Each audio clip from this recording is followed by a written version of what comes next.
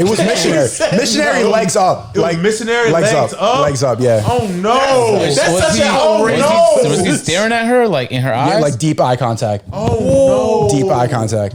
Yeah. Deep. Yeah. Sneako has probably had one of the craziest rise and falls we have ever seen over here on YouTube. I mean, from being one of the earliest, more popular commentary channels to completely disappearing off the face of the platform for a couple of years before ultimately coming back and making arguably some of the best content on the platform at the time. Ultimately, Sneako would start to stray away from this content that got people interested in him in the first place. Not too long after that, he would get banned from YouTube as a whole, and now he is easily one of the most hated people on the entire internet. I mean, honestly, this Sneako story deserves its own documentary. This just might be one of the craziest paths of regression we have ever seen. So similar to the iDubbbz video that I made a couple of weeks ago, I'm gonna break this video into parts, into sections on what exactly I want to criticize Sneako on. You know, I could just come on here and explain to you the drama between Sneako and Penguin Zero like most other YouTubers that made a video on Sneako, but that shit's fucking lame. Other than Moist Critical, it doesn't really seem like any other YouTubers actually went at Sneako. They were more or less just explaining the situation that Sneako has found himself in. But in this video, I'm trying to go at Sneako. Personally, I think Sneako's kind of a bitch. I think he's kind of a beta male. And again, other than Moist Critical, it really feels like most YouTubers are afraid to actually say that in their videos. I swear, boys, I don't know what happened to YouTube and especially the commentary side of YouTube, but fucking snowflakes. Pure snowflakes, that's all I gotta say. Sneako is the actual definition of a cuck. Like I said previously, I didn't want to be like every other YouTuber and just spew out the same bullshit they've all been saying for the past week or two. Ever since Moist Critical dropped his video on Sneako, everybody's kind of just been reiterating what he already said, so I went ahead and went on Rumble and actually watched some of Sneako's more recent content that he's been uploading, and in one of his videos, he brought this up. Around 3 years ago, when I was 21 years old, I went to a swinger party with one of my girlfriends and joked about how traumatizing it was on a podcast. I was cheating on her a lot, and I felt bad, and I thought it would make us even if we swapped with the couple.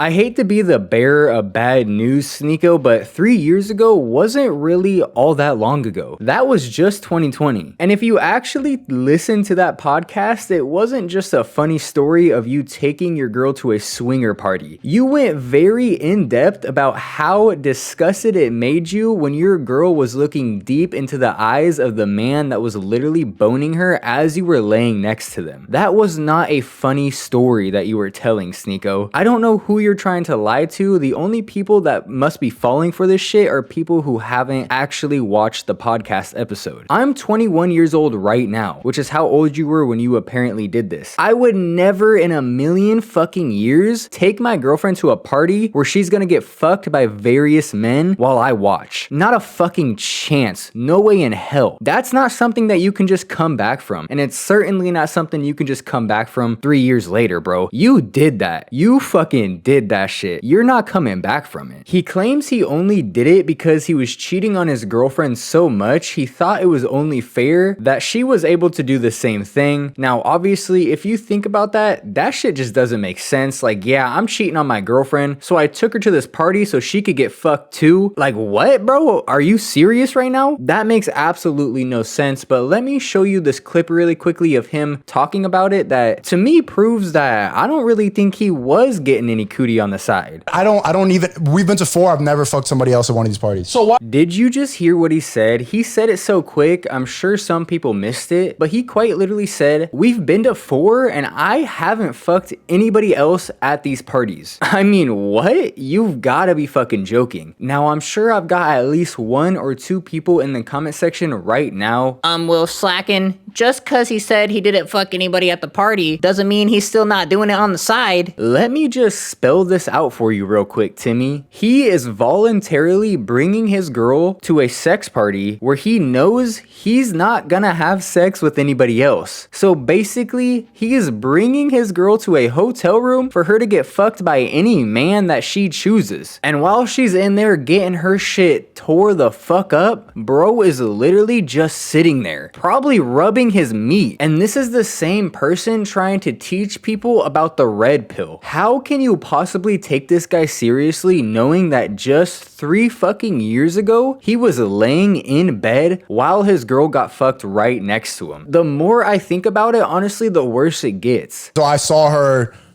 I've seen her fuck other men, and it's just like that was. Seen it? Yeah, I saw it like literally right. I can't be no in Bruce. front of her. I want to Imagine seeing the girl you love like get fucked. get fucked. You love her? Yeah, I do. I love it. Yeah, I love her. I was about to say I love this bitch. I'm like, no, let me not say that. I love my wifey, my queen. Unless you are literally 12 years old or your actual goal in life is to be the biggest simp and cuck of all time, I'm really not sure why you would follow Sneako. Again, apparently all of this happened just 3 years ago, but this podcast itself was posted 2 years ago. So you're trying to tell me that 2 years ago this was your mindset, and now you're all over the internet trying to be woke and red pill other men and follow what Andrew Tate did. This leads me to my next point on why I don't like Sneako, and that is simply Sneako will say and do anything that he believes is gonna get him views and followers. I don't know if Sneako actually believes a fucking word he has said in the past year or two. I truly believe that he just saw Andrew Tate blow up based on what he was saying and doing and followed him word for word, movement for movement. Now admittedly, since Andrew Tate has become less big over the past couple of months, Sneako has kind of been doing his own form of red pill type content. But if you go back to what Sneako was doing 8, 9, 10 months ago, it is literally identical to what Andrew Tate was doing. I mean, he's even went as far as to sell a course about the red pill, just like what Andrew Tate does with his Hustlers University. And it's $250 a month. I mean, you have to be fucking joking. $250 a month for what? To teach me how to take my girl to swinger party so she can get fucked? What the fuck am I paying $250 a month for, Sneako? I have to know. I'm intrigued, as a matter of fact. This shit better change my fucking life for $250 a month, because anyone who isn't fucking retarded would know that $250 a month, if you invest that into the stock market, will be worth way more than anything Sneako could ever tell you. The only people that are paying for this shit are literal children and fucking mentally disabled people. Sneako is clearly taking advantage of people that don't have anywhere else to go. Now, at the end of the day, I can't really hate on someone for getting to their bag. Shout out to you, Sneako. You did become a millionaire in your 20s, which is an absolutely insane accomplishment. I just can't sit here and pretend like he's actually offering anybody anything of value. Sneako is a fan of Cuties. Now, admittedly, I've never seen the movie Cuties, but I've seen more than enough to know that you need at least an interesting point of view in order to enjoy this movie in any way. Okay, if I ever wanted to get canceled, this is the video. I saw Cuties last night and it was pretty good. It's a pretty good movie. The thing about Cuties is it's not an unrealistic film. Like, yes, it shows children in a sexual way, but this is not unusual now. And the people who are really mad about this aren't Gen Z. What the fuck does being Gen Z have to do with any of this? There really isn't much to say about this entire cutie situation. To be honest, it's already been beat to death. I just had to point out the fact that the same person that some people are taking life advice from is the same person that said Cuties is a good movie. Absolutely fucking ridiculous. But that right there, boys, is where I'm gonna have to end this video. This video is extremely late. I meant to have this video out a couple of days ago, but your boy actually got super sick and I actually had to push this video out just a couple more days. Thank you boys so much for watching this video though. Thank you to my members, That Archive Guy and Jew Bear. You two are absolutely insane. Drop a like on this video if you did enjoy it. Subscribe to the channel if you are new. On our way to 3,000 subscribers. Thank you boys so much. I appreciate every single person that watches me, and I will see you boys in the next one.